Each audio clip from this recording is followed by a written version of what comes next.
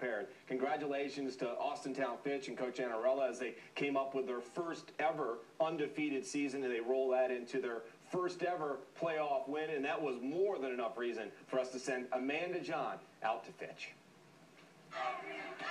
The Austintown Fitch Falcons have always been a powerhouse. This year, the Falcons are unlike any other team before them, going undefeated and making the history books. First time out, I wanted to kind of go back and look and be like, wow, that never happened. We've always been really kind of into the playoffs ever since I was younger. Knowing that Fitch went to the playoffs a lot, just knowing that it's the first time ever going 10-0 is crazy to me. For the past 7 years, the Falcons have flown even higher under head coach Phil Annarella. He's been coaching for more than 40 years, but each game still gives him butterflies. There's no question that the butterflies are going, the adrenaline's flowing, and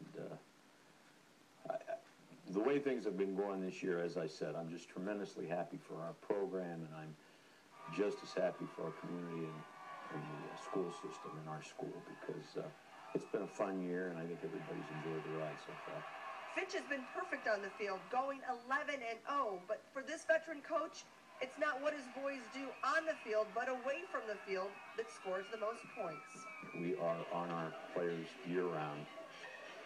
We monitor their grades sometimes daily. If we see a young man's in trouble academically, we do that after the season, in the spring. It's not just about getting them eligible. We want to see them get out of here, get into school of some sort, and make something of their lives. He doesn't want us just to be good football players, but he wants us to be great people, too. So, we have that sign up there, characters with you do when no one else is looking. And that's Coach Annarella's biggest thing. He preaches that every day. And that's the only reason I probably get good grades, too.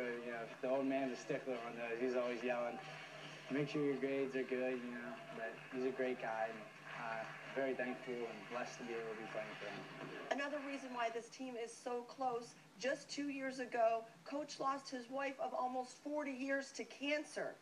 During her illness, Gail urged him never to miss a game.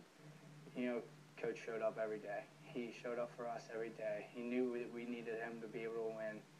And that really showed me what kind of guy he was. He wasn't the kind of guy to ever want someone to feel bad for him. And for about 8 months, I was trying to juggle a couple of things. I was going to quit, and my kids honestly talked me out of it. And that, coupled with the fact that I've got a tremendous group of co-coaches, they kind of picked up the slack for me that year. And it was an experience I wouldn't wish on anybody, but I know I got a big fan up there and looking down, and I know she's helping out this year.